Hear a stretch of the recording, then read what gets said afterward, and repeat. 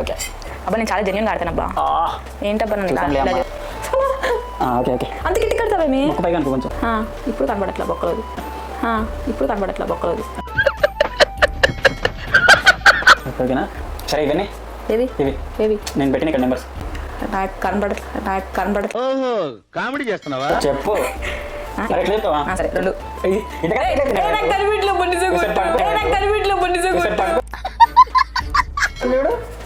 రెండే